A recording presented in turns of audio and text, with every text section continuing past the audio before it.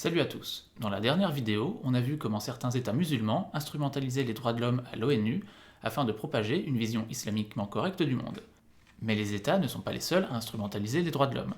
Certains experts travaillant à l'ONU ne sont pas neutres, y compris quand ils ne sont pas les porte-voix d'un État, et propagent une vision extrêmement politique du monde sous couvert d'expertise.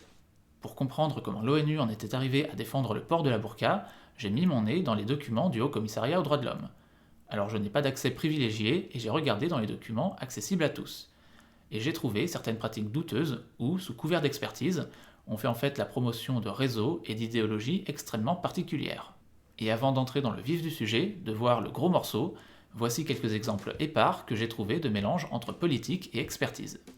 D'abord, j'ai trouvé un rapport sur le racisme en France datant de 1995. On y apprend que les lois françaises de l'époque favorisent et encouragent la xénophobie, en particulier les lois Pasqua. Alors pour les plus jeunes, Charles Pasqua, qui était membre du RPR, c'est-à-dire l'équivalent des Républicains aujourd'hui, était le ministre de l'Intérieur et il était réputé pour sa fermeté et sa proximité avec la droite de la droite. Pour rédiger ce rapport, le comité a auditionné des associations et des membres de la société civile. Entre autres, la CGT, la CFDT, Force ouvrière, mais aussi des associations spécialisées dans la lutte contre le racisme comme Amnesty International ou la LICRA, c'est-à-dire en fait la gauche associative et syndicale. Et fatalement, en utilisant les avis de ces structures de gauche associatives et syndicales, on a un rapport de gauche accusant un ministre de droite, en exercice, de propager le racisme.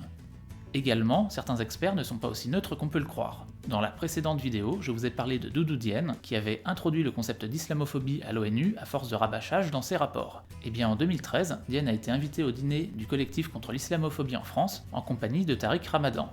Pour rappel, le CCIF est un collectif pour qui l'interdiction de la burqa ou la fermeture de mosquées intégristes, c'est déjà de l'islamophobie. De fait, ce collectif, par ses prises de position, défend toutes les versions de l'islam, y compris les plus radicales. D'ailleurs, on l'accuse régulièrement d'être proche des frères musulmans.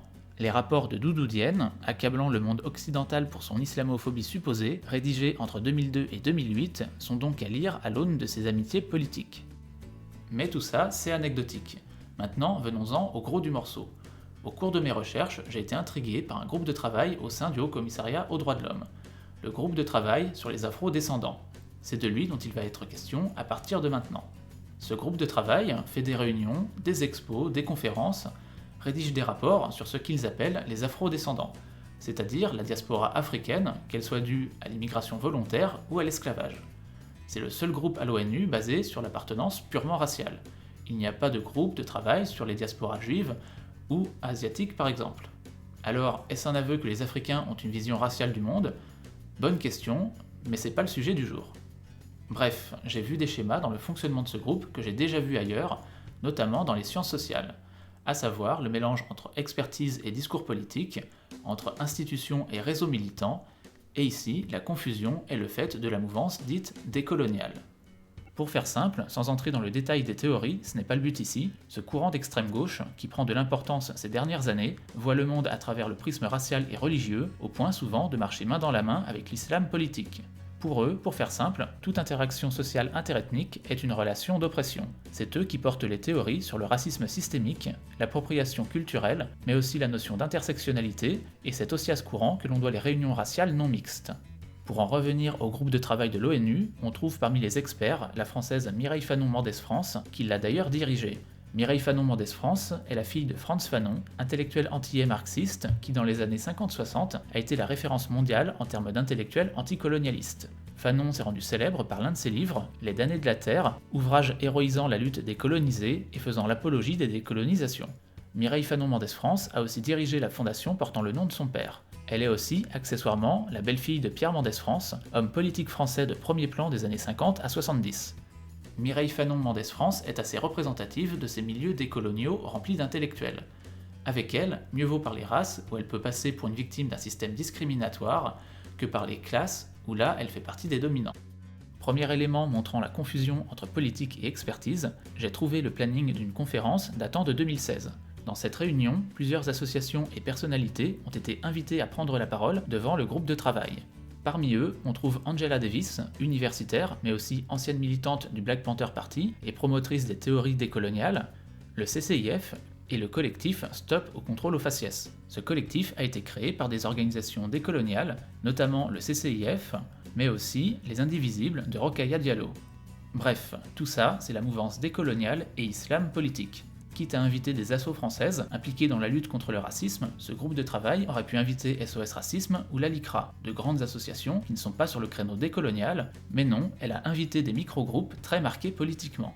Et quand on regarde au hasard les associations non françaises, on trouve le réseau européen contre le racisme qui regroupe différentes associations nationales.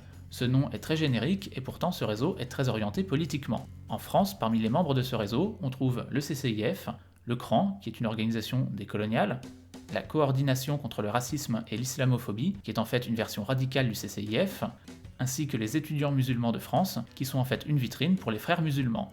Le groupe de travail a également organisé une exposition avec la Librairie des Nations Unies. Il est extrêmement intéressant de se pencher sur les livres que le groupe a recommandés. Parmi la dizaine de livres recommandés, on en trouve un écrit par Louis-Georges Tin, le fondateur du CRAN, le collectif représentatif des associations noires. Également, on trouve plusieurs livres édités par Berkeley, une université californienne, bastion du gauchisme américain, l'équivalent pour la France de Paris 8, de la Sorbonne ou de l'université Toulouse-Mirail.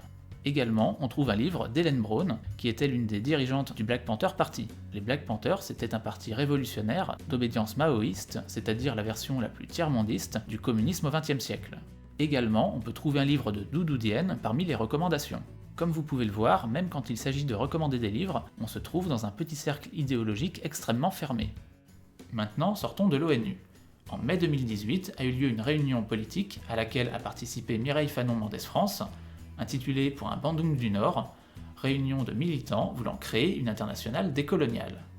Dans cette réunion, il y avait de tout, du gauchiste racialiste, de l'islamiste, du complotiste et de l'antisioniste tendance antisémite.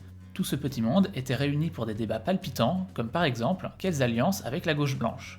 Parmi les intervenants, vous aviez Isman Chouder, islamiste pro-voile à l'école, Ouria Boutelja, du PIR, pour qui l'homosexualité est une invention occidentale, Rokhaya Diallo, des Indivisibles, toute une palanquée de sociologues militants qui jouent aux penseurs révolutionnaires sur les deniers publics, et, plus intéressant pour notre propos d'aujourd'hui, des individus et structures que nous avons déjà croisés à l'ONU. Mireille Fanon-Mendès France, une membre du collectif Stop au contrôle aux faciès, un porte-parole du CCIF, et Angela Davis en guest star. Si vous voulez un détail du pédigré des autres participants, souvent peu ragoûtant, je vous renvoie au site Equan qui surveille ces réseaux. Ce sont donc les mêmes réseaux qui sont mobilisés dans un groupe de travail onusien et dans la sphère militante d'extrême gauche. La légitimité que donne l'expertise onusienne est donc utilisée pour promouvoir des théories politiques radicales.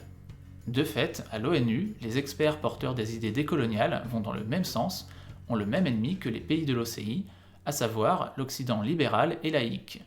Les uns au nom de la religion, les autres au nom d'un tiers-mondisme et d'un anti-impérialisme à la sauce raciale, le tout donnant un espèce d'islamo-gauchisme onusien où l'Occident est condamné par avance. Ce mécanisme que l'on retrouve au sein du groupe de travail sur les afro-descendants, je l'ai identifié parce que je connais les théories et les personnes en jeu. Mais combien d'autres organes onusiens fonctionnent sur le même principe? Mystère, mais ce n'est probablement pas le seul. En tout cas, cette vidéo est maintenant terminée. Si elle vous a plu, n'hésitez pas à la partager. Et moi je vous dis à la prochaine!